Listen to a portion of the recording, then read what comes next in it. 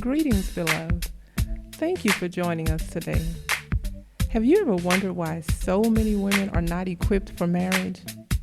It's because being a woman does not make you a bride, no more than being a woman makes you a mother. As with so many things in life, there's a process that leads us to our desired end. If your desired end is to be a bride according to biblical standards, then you have tuned in at the perfect time.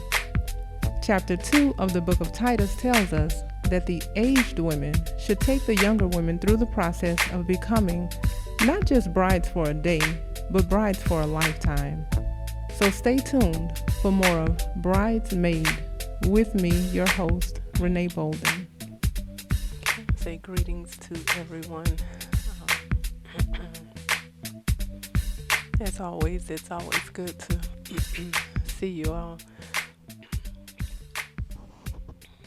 And we're going to just kind of get right into it. Of course, last week I had kind of made the announcement about us going over, like maybe more personal and in details, like whenever we have a discussion, you meditate on some things throughout the week and we come back and talk about it. So, it may end up kind of alternating, we have a discussion one week, then a little bit more in-depth,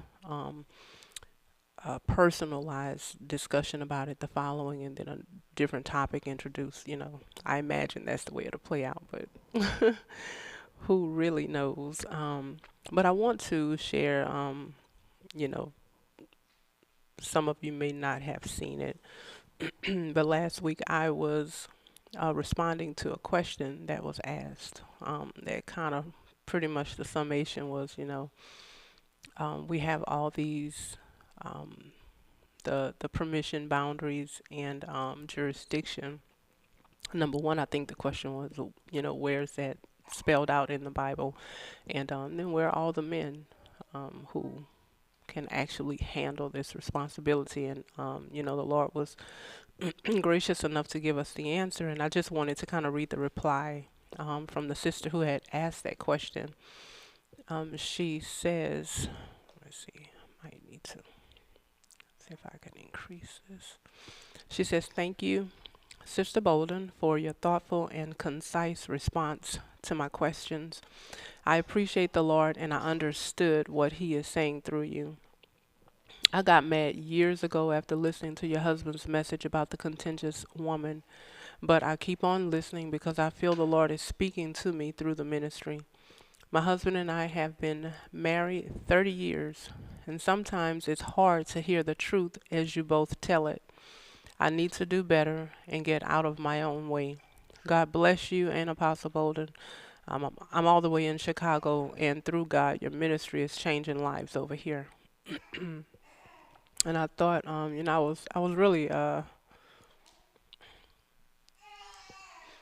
happy that she was able to get an answer, and not just hear the answer, but it kind of sounds like she received it. But two things in her response kind of stood out to me, and I was just gonna kind of say something about that.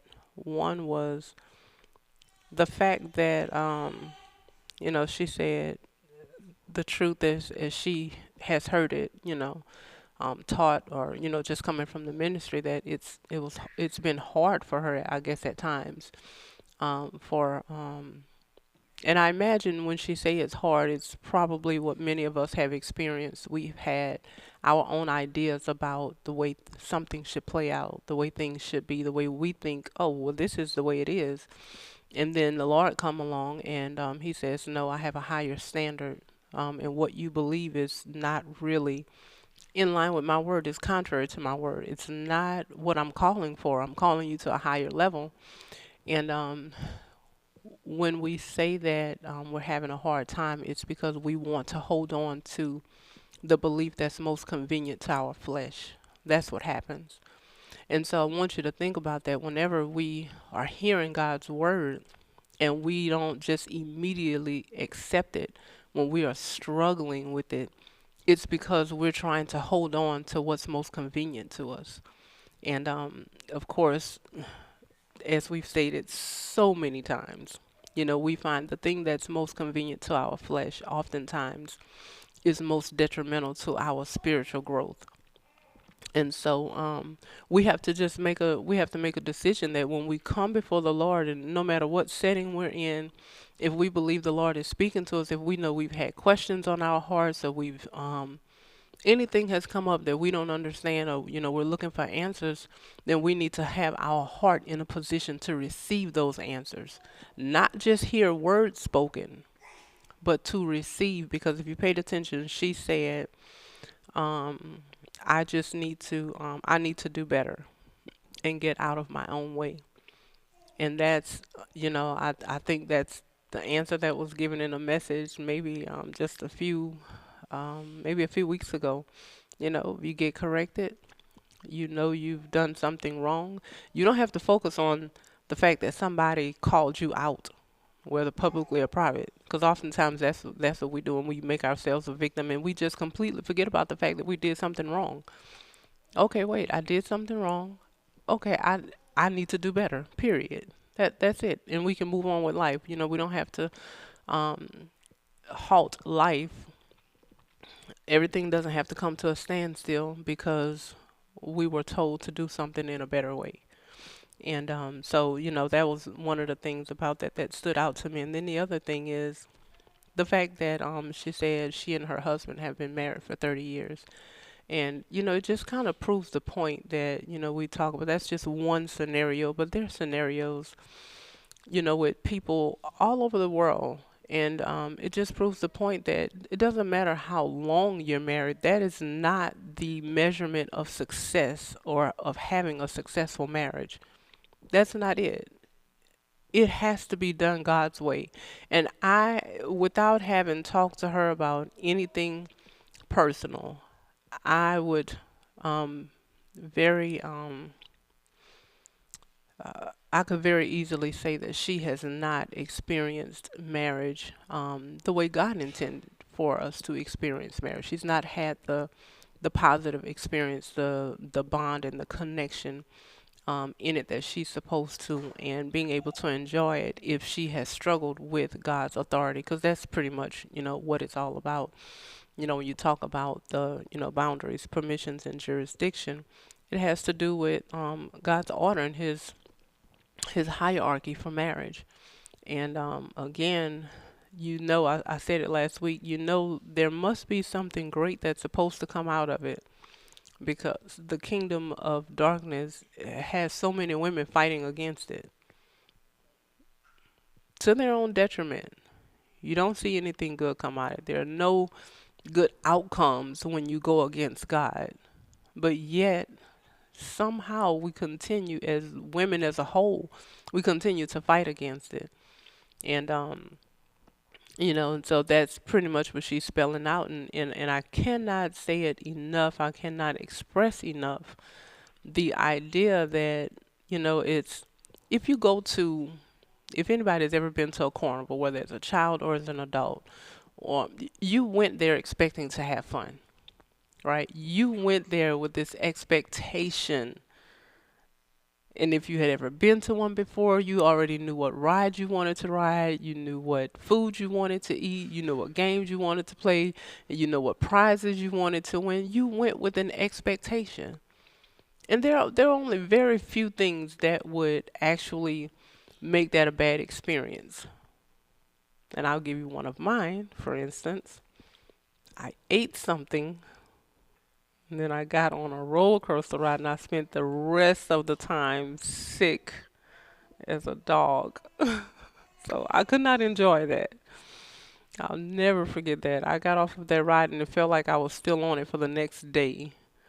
Like my stomach was just turning because I had eaten something. And I thought, like I'll eat something light. But it didn't matter. It turned my stomach. And so that wasn't a good experience. Maybe if you were there and as a child you did something, I don't know, contrary, and your parents decided, well, you know what, you're not going to write anything. You just get to watch everybody else. That would be a bad experience. And that right there is a lot of times what's happening with people with marriage. They're looking from the outside in, looking at other people's marriages, and they're seeing good experiences happening, and they themselves are not having that same experience. The same way you can do at a fair. You go in with these expectations, and you should. But then something is happening in there that is um, causing you not to have the experience that you know that you're supposed to have. And it all boils down to um, having an issue. I'm going to say struggling. That's the word we use. I struggled to receive that. I was struggling with that. Oh, that was hard to hear. All it is you just really already have your own mind about it. And so, my thing is this. If I'm going to be in something, um, I want it to be the best experience. I don't want to, and I've done this enough and earlier on in my life where I've, encountered a new situation, um, whatever it might have been, whether, school, work, whatever. I've encountered a new situation and complained early on before I really got to know the situation or the people or the whole process and things like that. And it took away from the experience. And so, now, of course, at some point, we have to learn that, if you're going to be a part of something, to me, make the best out of it. And notice I said, make the best. And the understood is you make the best out of it. Don't put the responsibility on somebody else to make your marriage what you want it to be. If you want to be happy, you make sure you're happy in it. If you want it to be a pleasant experience, you make sure it's a pleasant experience. And that's something that each of us, it's just like us coming here on Saturdays. You can come with the expectation that God is going to give you a tool for you to use for the rest of your life for marriage, whether you're married now or planning to be married. You can feel like, you've been edified. You can feel like, you've been strengthened. And that's up to you how you feel about it. Or you can feel like your time has been wasted. You can feel like I have better things to do. And how, at whatever mindset you come with, that's going to be your experience. And that's just the way it is in life. And so my thing is, if you're going to show up anyway, then why don't you show up with the best attitude and have the best experience out of it? So but oftentimes, like I said, what happens is in marriage, people struggle and they have a hard time with God's order and his hierarchy for marriage. Despite, we say we believe the word, and by definition in the word, the man is the head of the woman, the wife is to submit in everything. Um, and if the husband is not obeying the word, because this is one of the biggest ones, and of course we kind of touched on this last week. If if the husband is not obeying the word in any way that may be obvious to the wife, what is she supposed to do? I'm just gonna ask somebody to answer. I know you're not on the mic, but what is she supposed to do?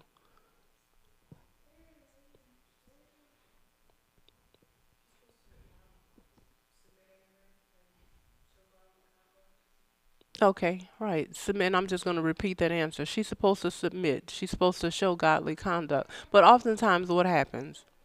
Because we go through life scrutinizing everything and everyone. And I'm gonna just say this. I was watching. It was two different. Kind of. I don't know what you really call these things. I say interview, but kind of like some commentary where somebody's commenting on some videos. And in these two particular videos, it's two different females. But I noticed each of them took a moment out to address um, somebody's physical appearance, even though it had nothing to do with the subject matter. And I'm just saying this to say, if I'm talking to you about getting an education and being committed and things like that, what does that have to do with how you choose to dress? Absolutely nothing. But oftentimes we, in women, we do this. We have the biggest scrutinizing culture. We scrutinize everything. Because this isn't what I would do, then I have a problem with you doing it. Never mind, you can have your own style or whatever. And because we practice that, we bring that same mindset into marriage. And we discount the fact that God placed the man over us, which means, again, he equipped him to be in authority over us. He equipped the man to lead us and guide us. And we discount that. And we take that scrutinizing attitude and we begin to scrutinize him. And we conclude, and this is the majority of women that I have talked to all over the world. Yes, I know the Bible says submit, but he's not doing X, Y, Z.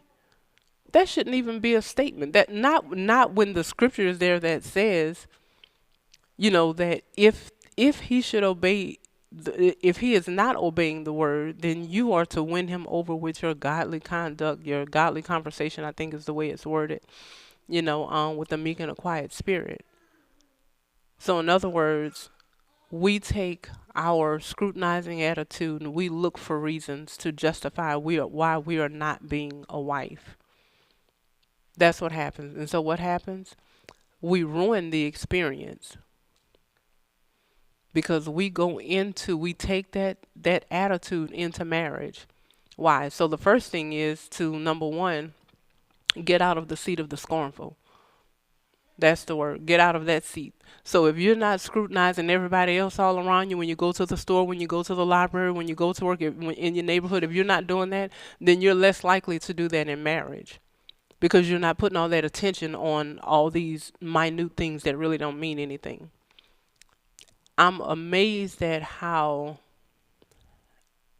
I can watch somebody and we might consider them a clean freak. I want everything clean, or I want everything done just right. I want everything to look just perfect. But then when it comes to us and our spiritual growth, we're not doing that. No, we're lax. We're giving ourselves a pass. No, it doesn't have to be perfect. No, who's perfect? But everything else and everybody else around you have to be perfect. Get out of the seat of the scornful, and then you don't have to worry about getting out of the way with your husband in marriage or whoever your male authority is. If you're not married, you don't have to worry about getting out of the way. And when I say that, it starts with the attitude, because a lot of times we deal with these inward thoughts and these responses, these emotional responses inwardly that nobody sees but God. And because nobody sees them but God, I don't know what we think God is doing, but we don't address it. We just pass over it. And again, it ruins the marital experience. It will ruin your experience with whomever your male authority is if you're not married. Because I always want to keep this in context. We're preparing for marriage if you're not married, but you have to be able to have the right attitude. You have to approach authority with the right attitude. You have to have a heart of honor regardless. So when we're sitting here talking about, marriage and husbands, don't think, you don't discount it because you're not married just yet. Look at how you are with your authority. What are these inner thoughts and emotional responses that you have when you hear something that nobody knows about but you and God? Those are the things that we have to make sure we work on, because again, if we're not scrutinizing everything and everybody around us, then we're not going to do that to our husbands. And then we can have the experience that we're supposed to have, because I can tell you, I can remember early on in our marriage, like within that first year and a half to 2 years, with the arguing, that we've talked about so much that went on. I knew early on, I don't want to spend the next 40, 50, 60 years doing this. I knew that without a doubt. But then the question is, and what was I going to do to change it? Here's the thing.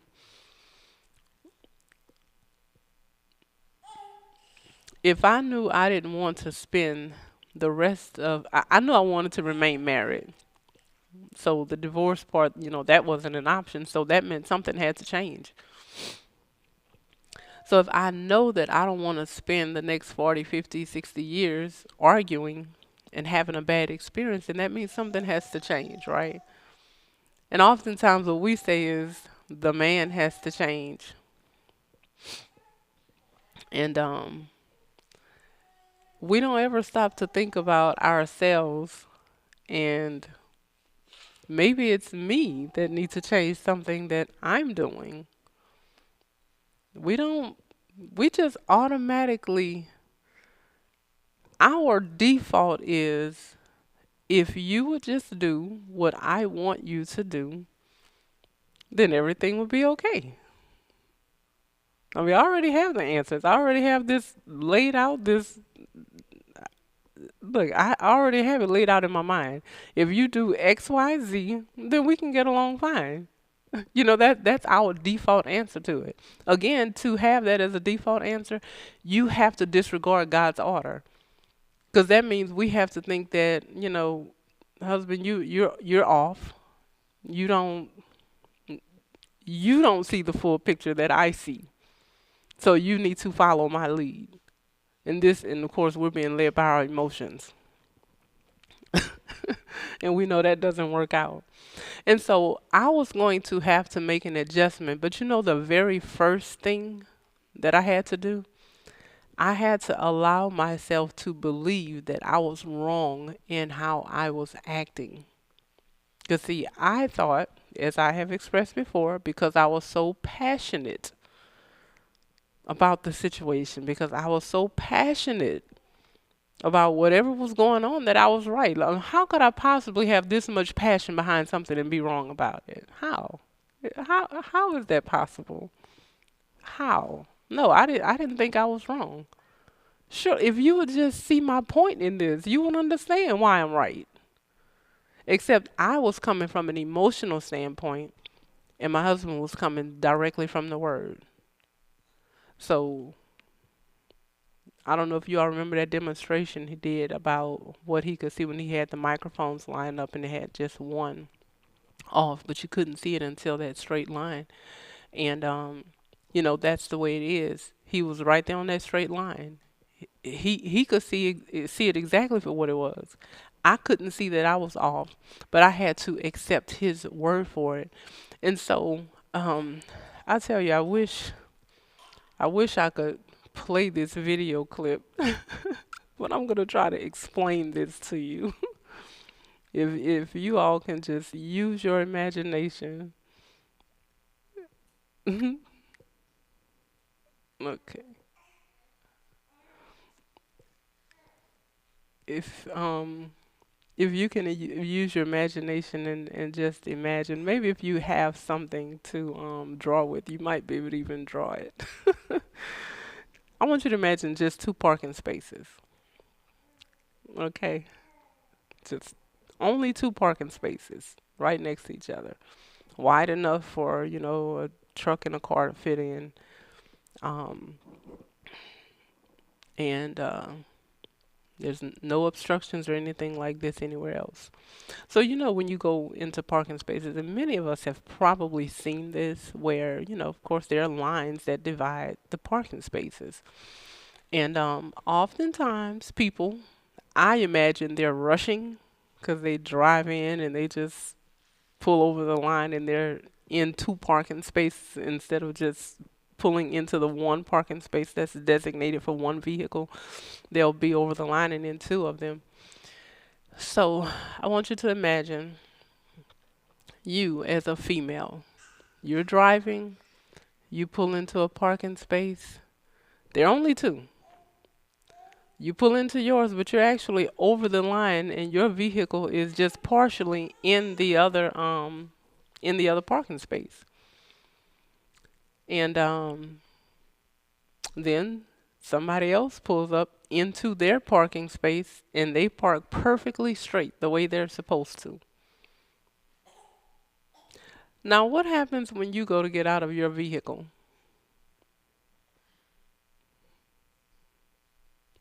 You're too close to the other people who parked perfectly straight, which happen to be men. Right? There's a man in this vehicle, you're the woman in the other vehicle. And they park perfectly in the parking space, but you're in it. So if you can imagine this scenario, um, in this is a situation. The woman who parked and took up space that wasn't hers, who parked crooked, I'll just use that term. She parked crooked. She was demanding that the men change their position because she couldn't open her door to get out. I want you all to really think about this. Now, she pulled in first. She pulled in crooked. She has all this extra space in her parking space that's designated for her, but she's taking up somebody else's space. And when they pull in perfectly straight and it obstructs her ability to move the way she wants to move, meaning she can't open her door, she doesn't have a mind to say, you know what, let me back up and just get perfectly straight in my space. Mm-mm. Nope. Her default response was to demand that they move to accommodate how crooked she was. Now, I can't even possibly explain to you how this video really played out, but it was crazy. But here's the point behind it.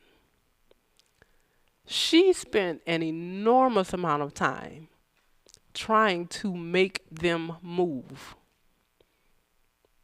I mean, she was yelling and screaming and getting in and out of the car and vandalizing their property and just doing all sorts of things because they would not adjust to her wrong move.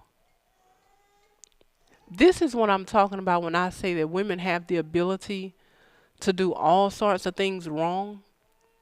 And then in their mind, they think, well, I did this one thing right, so that negates everything else. And I'm just going to assume, my husband and I were talking about this, that because she pulled up in the parking space first, she felt like she was right. No matter how crooked I am, you were supposed to adjust to me. And this is what women are saying to their husbands all the time. Yes, I'm wrong. No, I don't respect authority. I don't think very much of men. I don't think you're capable of leading me. I think I know better than you. Never mind, God made you to rule over me. He made me to submit to you. He made you to guide me and wash me with the word. Never mind all of that. Yes, I'm wrong, but I want you to adjust to my dysfunction. I want you to adjust so that I can do what I want to do. And that's what's going on. That's what I mean when I say women have the ability to just disregard all the other wrong they're doing. And then at the end of the video, the lady said, I'm calling the police. She vandalized their property. Literally. Like, if she had called the police, I'm pretty sure if they were going to take somebody to jail, it would have been her. But she couldn't see that. Completely oblivious to how wrong she was. The only thing she felt like was, as long as you're not giving me my way, I have the right to treat you any way that I want to treat you. And I'm demanding that you give me my way. I'm demanding that you adjust to me. Now, of course, they didn't. I think they laughed at her, called her crazy and all of that, which it was kind of crazy. But then the question is, like, are we all crazy like that? That was an extreme situation, but we do it all the time. All the time. And it's what I saw play out with this lady was nothing more than an adult temper tantrum. And that's what we're doing. Oh, husband, you're not adjusted to me, you're not getting my way, I'm gonna burn your food. Oh, I'm not getting my way, you're not doing what I want you to do. Oh, I'm gonna not clean up the way, I'm not gonna keep the children up, I'm not going to pay attention to how I can be more of a help to you. I'm not gonna, all these different things play out, and it's nothing but temper tantrums. That's all it is, just a temper tantrum. Which is, of course, nothing more than witchcraft. I'm going to make you regret that you ever came against me. You didn't give me my way, I'll make you regret it. And so the next time I pull into that parking space crooked, you're going to adjust. You're just going to move over and you'll be in the other parking space crooked. You're not going to you're going to think twice about doing things the right way. And then you know what else? And I'll go so far as to say that this is another thing that a woman would go so far as to, I'm crooked, and then I want you to go to the next space and you be crooked and take them. And then I'll scrutinize you and say, oh, well, you're crooked. How are you going to tell me something? That's how crazy women can be with their emotions. In other words, I'm not going to follow you no matter what. You can be straight, on the straight and narrow and doing what you're supposed to do, and I'm not going to follow you. And if you adjust to me and make your way crooked to accommodate me, I'm still not going to follow you. So then what's the issue? I'm telling you, the kingdom of darkness have launched an all-out attack on women and on men, but using women to do it. I'm not going to submit to your authority. And so, we have a decision to make as professing believers, whether or not we are going to fall in line with that agenda, or whether or not we are really going to accept God's order in marriage and his hierarchy and allow those things to play out the way that they're supposed to play out. Have the experience that we're supposed to have because we're coming and approaching it with the right attitude. And when we see that something we're doing is not working, that we're not trying to make our husbands adjust to us, but we're making the proper adjustments. Because I'm telling you, it wasn't until I began to receive the word, from my husband, that's when things began to change. He didn't have to make a lot of adjustments. You know what he had to do? Not argue with me.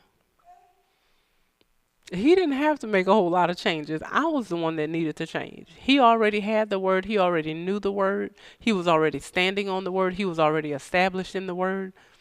I was the one who was off. So I needed to make the adjustments. And so, we have these experiences that we want to have, but I'm telling you that we are more in control than we realize of what our experience is in marriage and with male authority. So we have a decision to make about how we are going to carry that out, how we are going to approach these situations, how we are going to carry out God's word. Because I'm telling you, there's nothing worse than hearing it and not doing it, but still expecting a great outcome. Like, it's just not going to happen. So, with that being said, I am going to just kind of move into this question to give. I hope that everyone took time to meditate on the discussions. I would guess I would say the last two discussions, and since they were pretty much about the same thing. Took time to meditate on that so we can talk about that a little bit. And so my question to you all concerning that would be, what did you personally meditate on over the past week? What was it that you felt like God was really speaking to you? Maybe He addressed personally in your own life. Maybe something you needed to make some adjustments about. Whatever it may have been that came up in either of those discussions, since they were really about the same thing.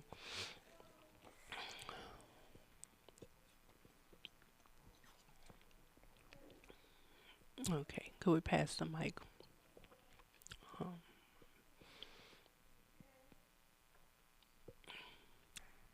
this is the puja.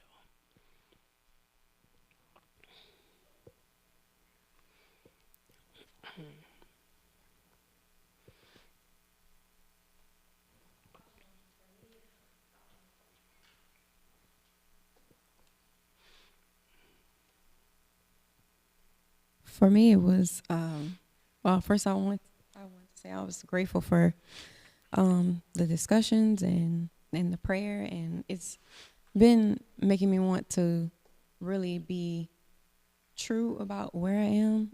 And one of the things this week was just my innermost thoughts toward authority, and so I would see our daughters just like communicating with each other, and I would see this one thing come up. Oh, she did this, and I would be like, okay. After a while, I would just say, okay, just let it go, or just okay, we're not doing this. You're not gonna go back and forth. That kind of thing. So then I started to think like, what in the world? Like, okay, now I need to figure out how am I doing this, because I'm doing this, but it's become more subtle because of me wanting to hide it. And so that's when I started to notice if I didn't feel comfortable about how something was told to me or something like that, then I noticed my thoughts would go to, okay, well, I didn't like the way that was said, or well, why is he talking to me like this? And but then just thinking about the discussions, I was just like, okay, so what am I doing to get that response? And that's when I started thinking about that, and that's when I started thinking, okay, so am I doing it? I had this exact thought yesterday. It was funny that this came up today, but I was like, what? I was just like, I'm not doing everything I'm supposed to. I was just like, why?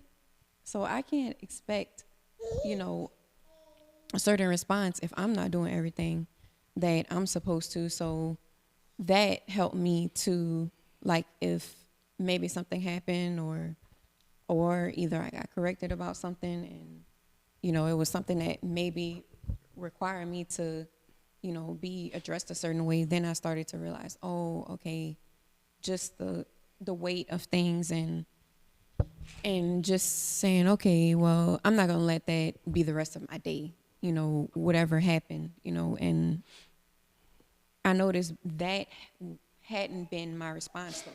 It would be responding quickly, like going to my defense, and I just thought, okay, I can't keep responding this way, because even though I'm not responding outwardly, through my actions, things might play out the wrong way. And then that's when I started noticing, okay, and that's when I started realizing, okay, Lord, I really want to get this out. Like, I can't deal with this anymore. Because if I don't want that kind of response from my husband, I don't want, like you said, to keep doing this. I was just like, I don't want to live like this anymore. I was like, the Lord have really helped me, and, I don't want to go backwards. And so that's when this week, that's what I was pretty much focused on. Like, how can I basically, I want the right response. Like, I want to have the right response toward my husband, and I don't want it to be this, oh, I had the wrong response, but then, oh, well, let me try to fix it by doing something right, or just brushing it off and trying to move past it when it may still be deep down.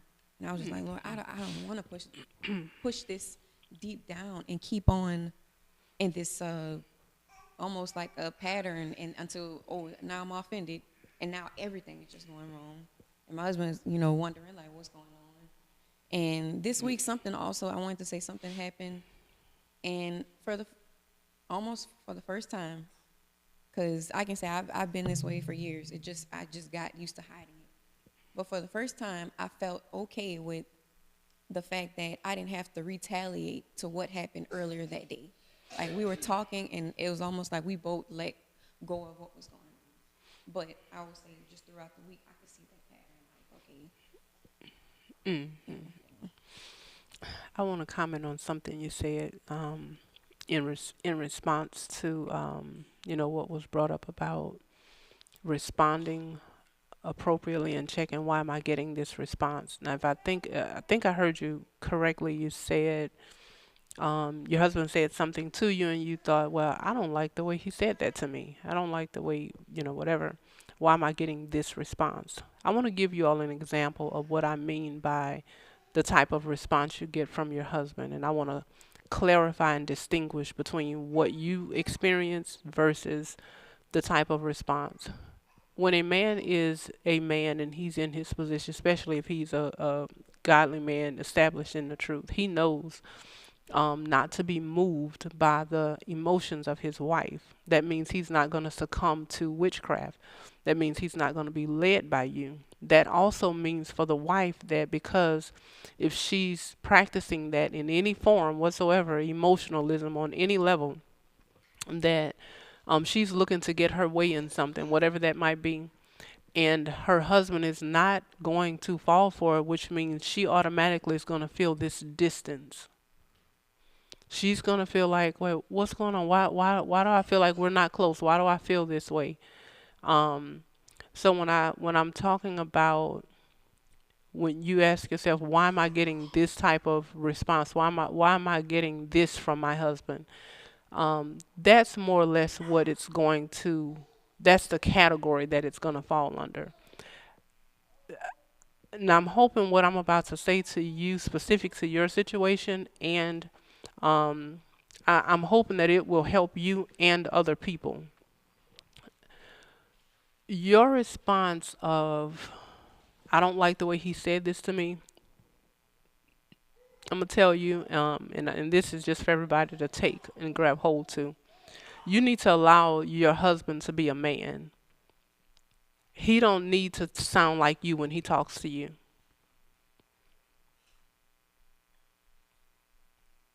He does not need to sound like a nurturing woman talking to a child whenever he's talking to his wife. So if you're waiting on that to change, that may never change.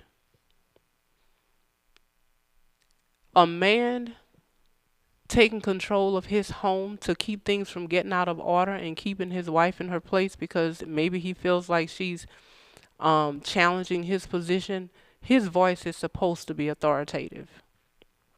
He's supposed to sound like a man. He's not supposed to be asking and trying to see how you feel in the moment. It's going to be, this is what it is, period. And so this idea of, I don't like the way you said that, you can throw that out the window if that's what you're waiting on to change. Because I'm telling you, the moment he starts to be the nurturing woman talking to the child, you're going to sure enough lose respect for him. You're not going to be attracted to a man like that. So we need to allow our husbands to be men and not expect them to be nurturing women. We should expect them to talk to us the way we talk to our children, or the way we talk maybe to another sister. That's not who they are.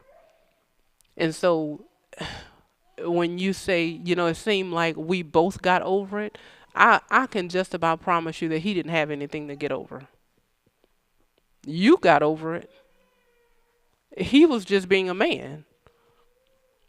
He saw something out of order, assuming he said something that about it that he wanted to keep it in order. That was it. He went on with life because that's the way men are. They're not getting in their emotions to have to bring correction and order to their home. It's just built in them to do that.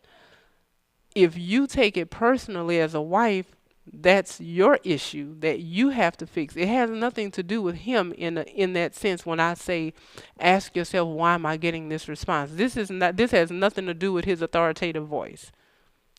I'm telling you, and I'm saying this to all women, you better allow your husband to be the man that he was made to be. Because you don't need two women in the house. Let me hear you bark sometimes.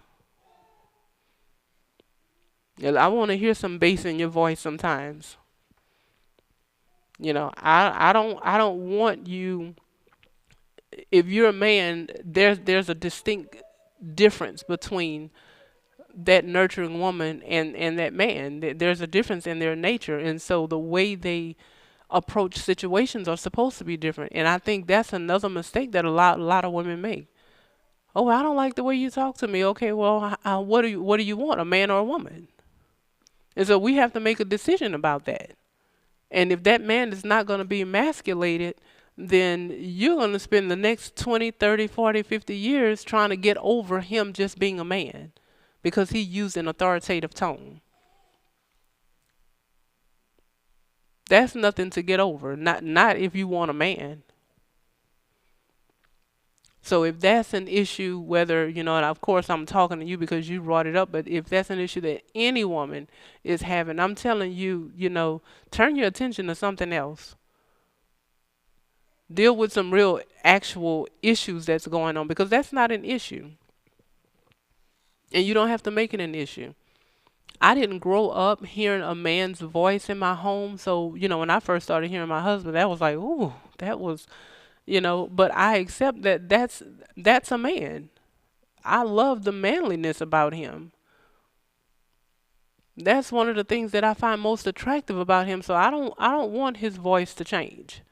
I don't want him to accommodate my emotions when it's time for him to step up and do whatever it is he's supposed to do with his home to keep it in order. If I got out of order, and I'm not saying that it feels good. It doesn't. I'm not like, oh, okay, lollipops and gumdrops. I just got corrected. No, it's a time for, being sober minded. It's a time to think about what's being said. It's a time to think about how you reflect on how you can make a change, to make an adjustment, to follow out, whatever he's saying.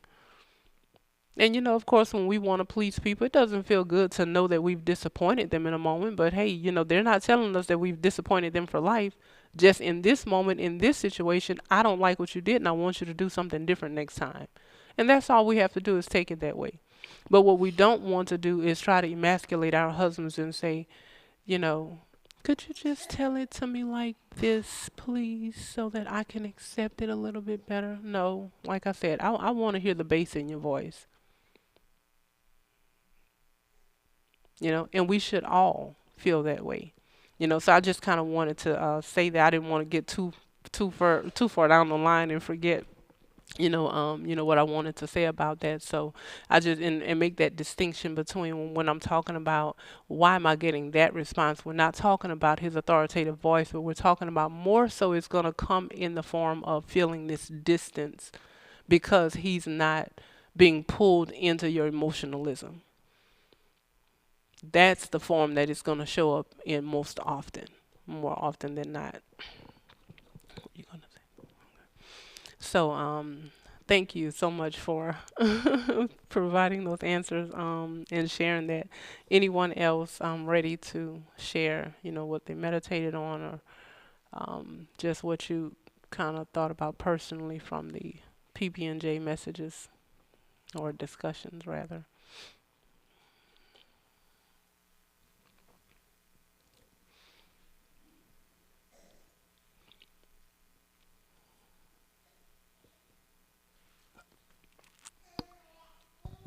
Yes, ma'am. I know for me, personally, one of what I mostly have been meditating on, with thinking about and being watchful for, was um, how I'm presenting myself to my husband, like my, say, was it said, my, how my presence is around him, if that makes sense, my demeanor. Um, and the thing that I struggled with the most was the defending myself, and how we talked about, how that's not an attractive trait. And I guess I could say that's one of the things I've been focusing on is okay, am I attractive to my husband? I guess is how I put it in my mind, because I want to. I didn't think about that in that manner when I would do those things. That's what I'm presenting, a man, and of course, that's not what a man wants in my presence and how I am and the atmosphere and all those different things. All of that um, really shows how if you're, I guess, presenting yourself like how basically what it is, boisterous. And another thing I have been doing is paying attention to our children, and more specifically Jayla, and how she responds to me. And I had been seeing things, and different things I had been praying about concerning her. And when I would see her do those things, I guess I could pay more attention that a lot of the things that she does, um, it may not be necessarily, of course, in the way I'm acting it out because it's with me and my husband, but I was seeing things in her, like, for example, one of the things I know that I've shared before was like how I had this mindset of well, really when it came to correction, just to be truthful, how I had this thing of defending myself. And now I've been able to really connect that when I see her with this mindset of wanting to pout continuously.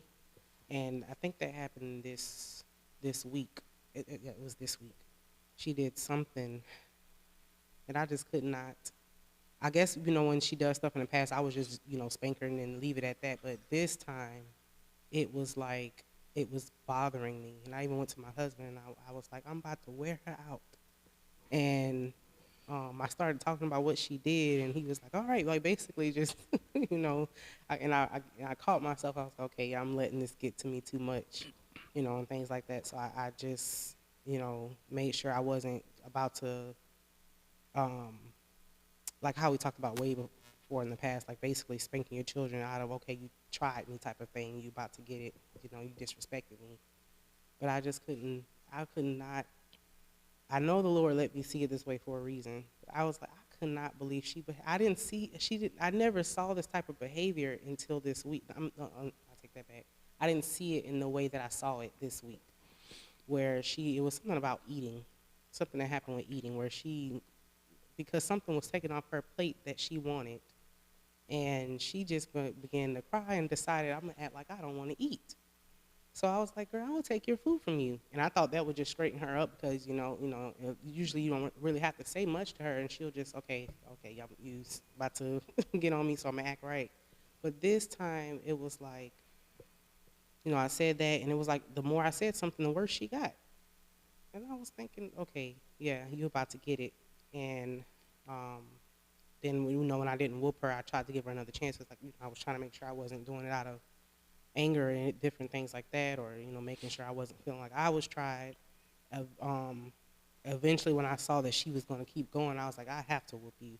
So I decided to go ahead and whoop her. And after that, she sat down and she sniffling and doing all of this stuff, and and different things like that. And I know the whooping got her more. I guess she was basic. She had this mindset, okay, I'm going to act right, but I could see in her she still had this, I'm still upset with you thing. And I was just like, okay.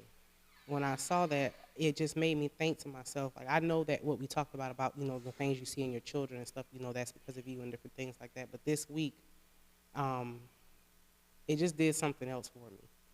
And I sat back and I thought about it after all of that happened, and I spanked her and things like that, and I got on her. I just sat down and I thought about myself, like, okay, this is what my husband has to go through with defending myself. And because I had this mindset in the past before that I'm not showing out, I'm just like how you were just saying not too long ago about you having this mindset of trying to prove your point. If you just hear me out and different things like that and just see me this way, this is not my intention, or whatever my mindset was, it was still the same thing.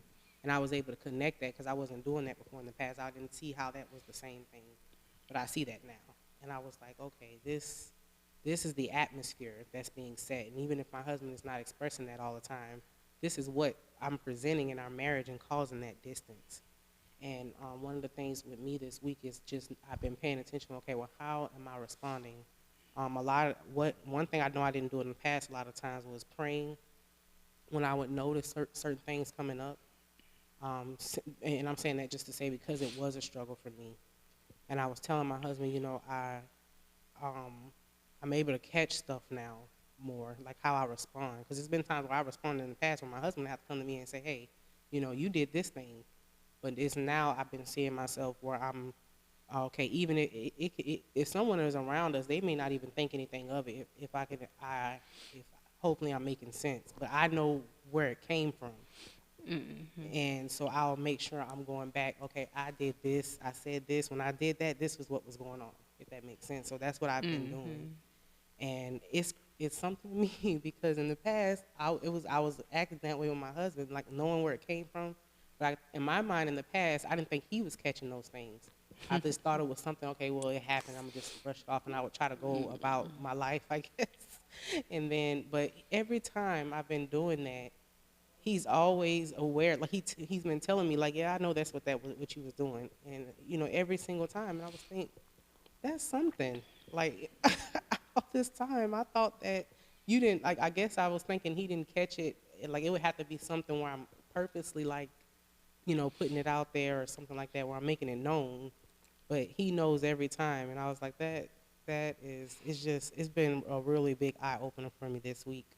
And I've definitely been grateful and just seeing myself more and just being more spiritually alert. And that's also been a prayer of mine as well, and a prayer request that I've actually sent in, because that was something I was not doing before in the past, and the enemy would trip me up all the time.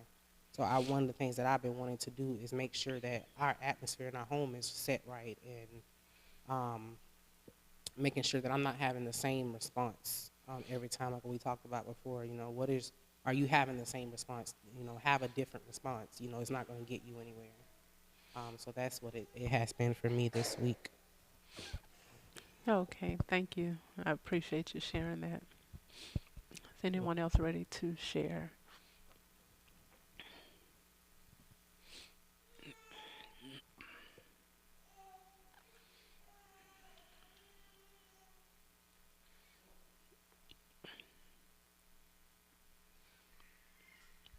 I think that's a good point that you made that, and if I believe I was hearing you correctly, she made it a point to meditate on and look for some of the things. And because she made it a point to do that, the Lord opened up her eyes and showed her the same things had been going on, but she was able to see it the way the Lord saw it. That's why it's not enough to just hear the word. We have to really seek out the Lord for our understanding to be open about how it applies to us on a personal level. It's not enough to just hear a good word, but okay, Lord, how does this apply to me? What do I need to do with this? And I'm telling you, you would be amazed at how the Lord opened up your understanding about you, because it's not going to be everybody else around you. The Lord's going to show you about you. He's not going to show you what everybody else is doing. So he used a situation, with her and her daughter. But so you can clearly see from what she described, it was the daughter who was physically acting something out, but the Lord showed her attitude behind it to allow her to see herself. Like, oh, okay, this is the atmosphere. This is the same atmosphere that you're setting. And so now you're seeing it play out in a different way. And I think that's really important for us to understand. And if you haven't done it, if you will do that on a continuous basis, you will see that same thing playing out where the Lord is. You're able to see things. Not a whole lot has changed in your life, but your eyes are being open to see it for what it really is. Which is also why it's important for us not to label things without the Lord just showing us. Wait, to be shown and to be seen. Is anyone else ready? Does anyone else have anything to share? Let me say that. Okay.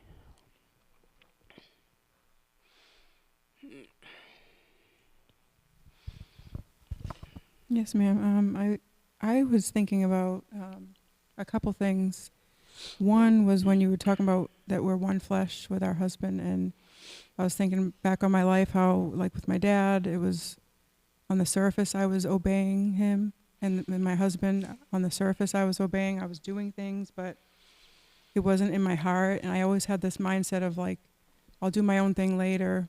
I do my own thing anyway, like behind the scenes. And I just always had this, my own will it trumped everything else. And then I was thinking about the Lord and how when he was on the earth, he had authority, and how he never took time for himself to do anything he wanted to do. It was always what his Father wanted. That was it. I also remembered a dream that I had about, I was trying to drive a truck, and I couldn't see out the truck to drive. And so I got this man to drive the truck, and it was like he could drive it perfectly, and he couldn't even see. I couldn't even see how he saw. And what reminded me of that was when you said that the Lord gives the man the whole picture and gives you like maybe a piece.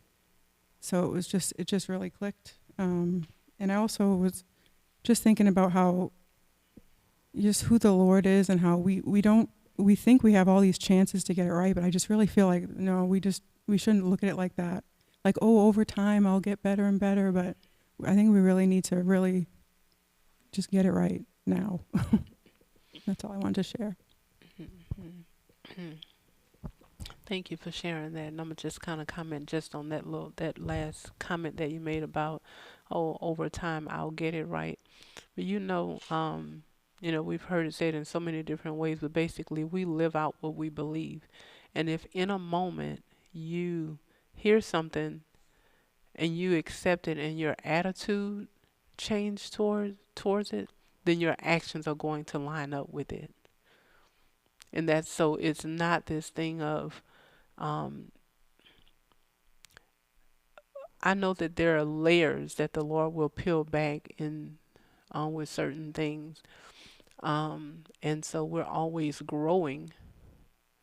But that's going to be based on at this level, I couldn't handle this knowledge, so I just couldn't grow by that. The Lord couldn't even reveal it to me.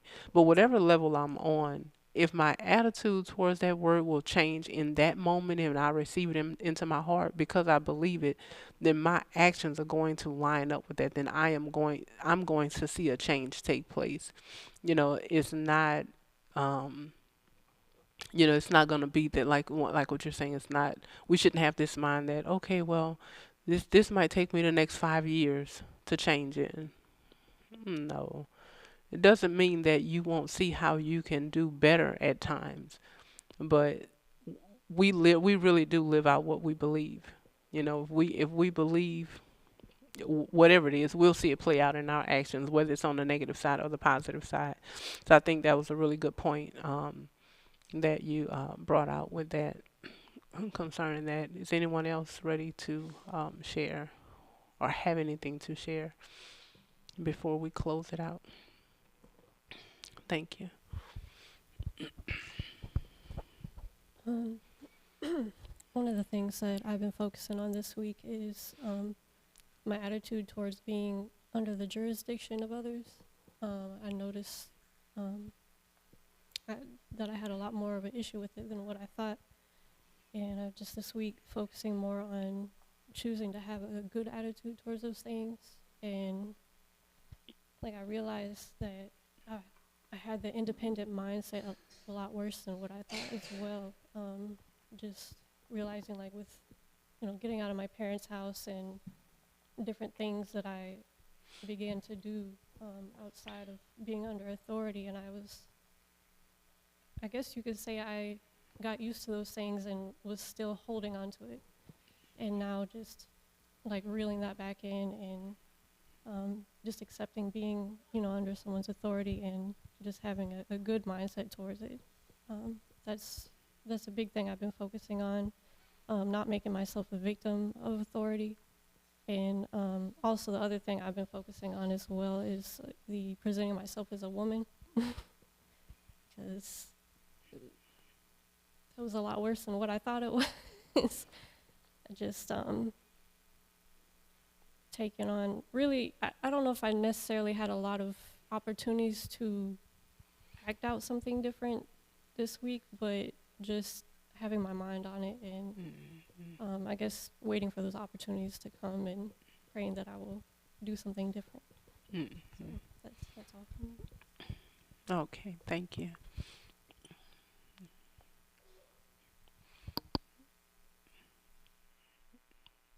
And I think what you just said goes right along with what I say about the service. You may not always have the opportunity, but that should always be your attitude.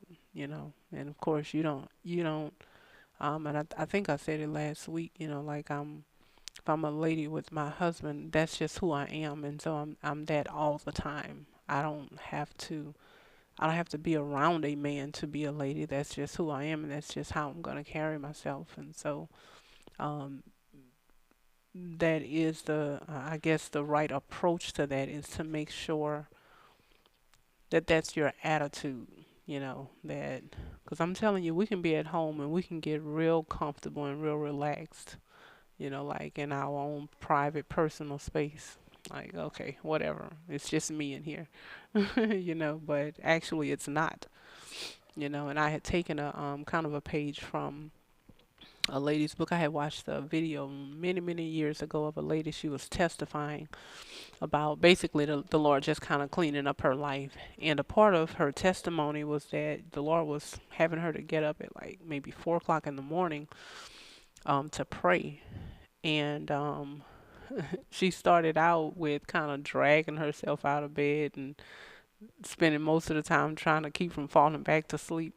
And the Lord, she said the Lord upbraided her for that, to let her know, like, you're supposed to be learning to be a wife.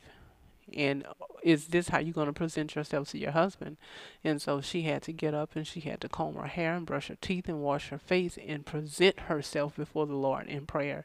Don't just go, raggedy like that, because otherwise you'll be doing it with your husband, And so when we think about,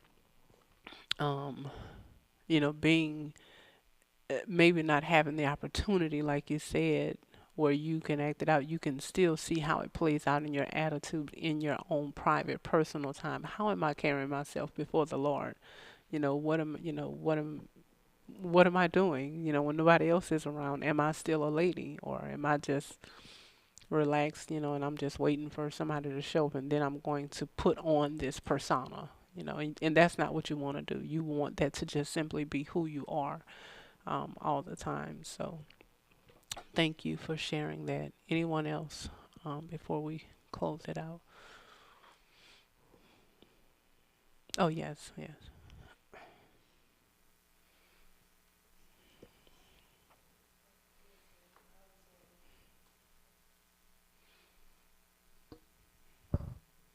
Yes, ma'am. It's interesting just hearing everybody talk, because it made me think back to a thought that crossed my mind that made me think back to the discussion.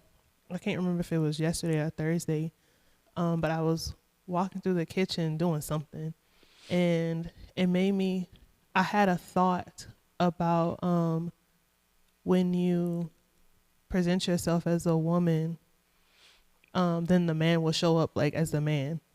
And so it made me think back to, like, it might have been maybe 2 months, maybe into being married. I can't remember. It was in the first couple months. So I had gone to the grocery store, and when I came back, I brought, it wasn't a whole bunch of bags, but I had brought the bags in, and like it was up my arm, like a couple of them up my arm, and I'm coming in right in the house, and my husband was standing there doing something, and I was like, basically, I was like, what? Like, can you help me? He was like, you're a strong black woman. You got it. And from that, I understood exactly what he was saying. So when I was single, I was accustomed to doing all of that by myself. And I said, oh, duly noted. I will change my actions. And it just made me think about when you say, why, I hope I'm relating this right. Why am I getting this response? That was what I thought of. I was like, oh, okay, so you're not single anymore. You need to act like you need a man. So stop trying to carry the whole trunk in the house. Because my mind, when I was single, I'm like, I do not want to have to walk back out here to this car. So I'm taking as many bags. I don't care if I got to wrap it around my neck. Like, I'm bringing as many bags in this house on one trip as I can. So I think and so ever since then, when I changed, now he'll come out and he'll help me. But before then, he was just like, you got it. So I don't got it. So it just made me think about that. And something that I have been thinking about, I think just in the last couple of days, is in conjunction with that is thinking about the experience. Because I'm still pretty early on in marriage.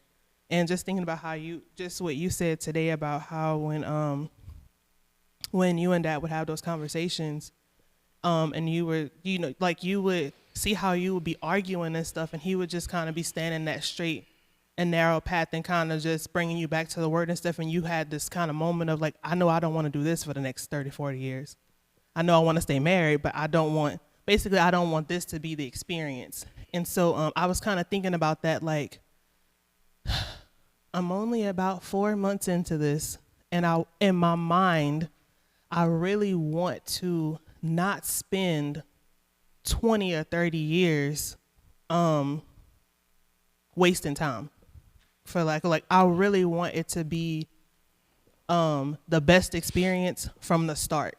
And so I just kind of started thinking about myself and just even stuff like that, like with the bringing the bags and just thinking about like how, so kind of like what Sister Jones was saying, like how am I presenting myself to my husband where I'm just doing stuff sometimes without thinking about it because I trained myself that way, where I'm doing things, whether that's in responding a certain way, talking a certain way, or acting, whatever it is. Just I was just kind of thinking like I really want to present myself as a woman so that, and as a wife, so that my husband can be a husband. Because that was something that was said also, like your husband can't be a husband without you being a wife. So it's not, I think that was in response to the question. So it's not that there's a lack of men being in their places. It's a lack of wives being wives so that husbands can be husbands. And that was something that just kind of struck me in my mind, I guess, from that one thought of like, okay, so what adjustments do I need to make? So that was just something I have been thinking about over the past couple of days. Thank you for sharing that. And that just kind of made me go back to the parking lot experience. And I thought, you know how many women would have taken the comment for him to say, oh, no, you got it, you're a strong black woman. And they would have just taken that, gotten offended, would have continued bringing the bags in themselves, and then went talk to all their girlfriends about how raggedy their husband is because he won't carry the bags in for them. That's the lady in the parking lot, in the parking space, who's crooked, who won't make the adjustment.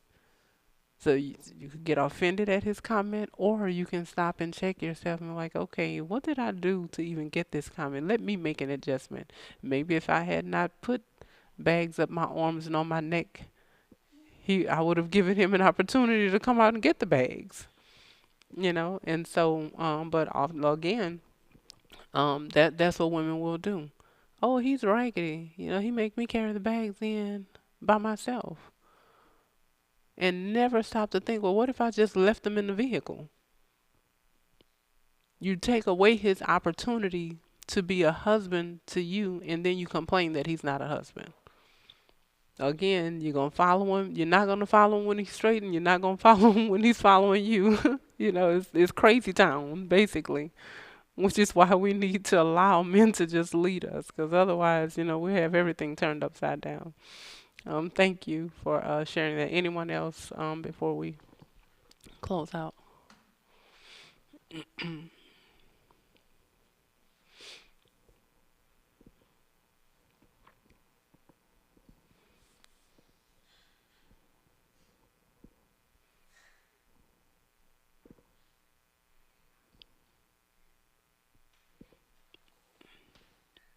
Did you?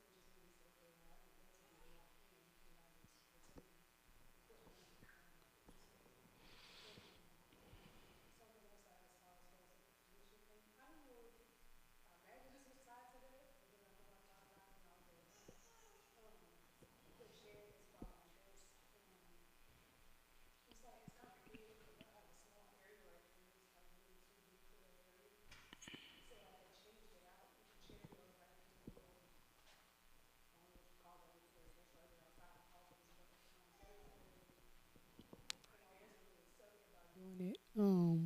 I had a conviction right before I did it, but I changed it.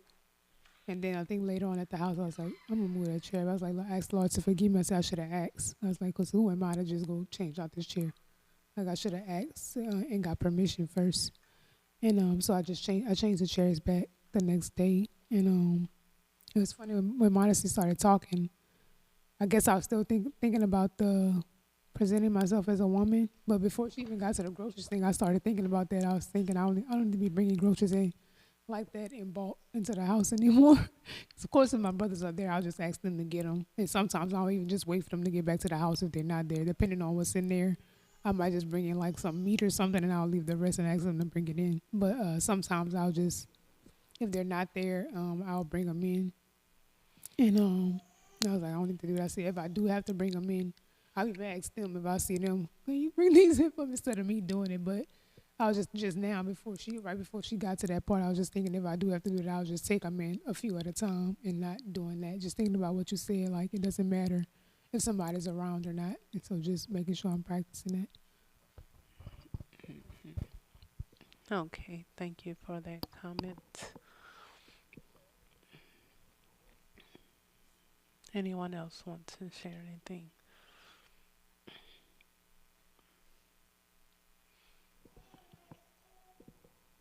Okay. Okay, I'm going to just say thank you all again. I can tell just from the things that you all shared, just what a difference it makes when you just intentionally meditate on the word and look for how it applies, personally in everyday life. And, of course, I'm just going to encourage us to continue doing that. As I explained, I imagine it's going to play out, the way I explained it in the beginning. But, of course, we're just going to be led by the Lord and how the discussions play out. And I'm going to, of course, just share, what I always share concerning service, because I believe very, very strongly that, just like our Creator came, he stepped out of his glory to come here and serve his creation. He came and did something for us so that we could be reconciled back to him. I just believe that that's our ultimate example of service when we look at his life and how he dedicated his life to benefiting others. We should take on that same mentality. We should serve. And, of course, like I said, as I always say, our service should extend beyond our home. It should extend beyond our address and the people that we feel the closest to, the people that we feel that we love the most. It's easy to serve there in that space in your comfort zone. But it's something altogether different when you are giving of your time, your efforts, your money, whatever resources you have, when you're giving of these things to people who cannot return it, even to people who may have blatantly let you know that they don't like you.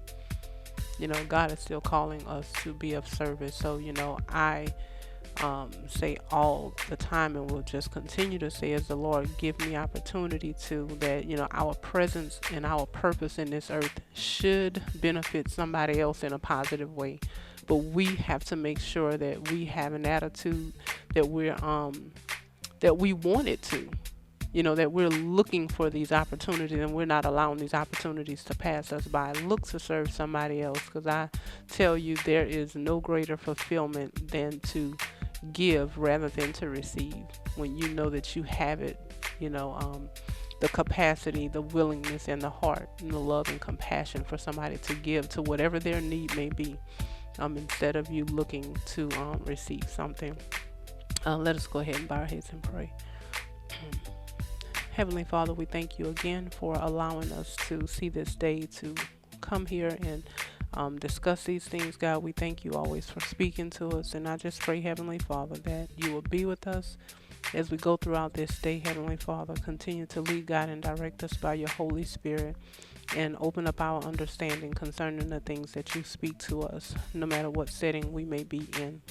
In the name of the Lord Jesus Christ, we pray. Amen.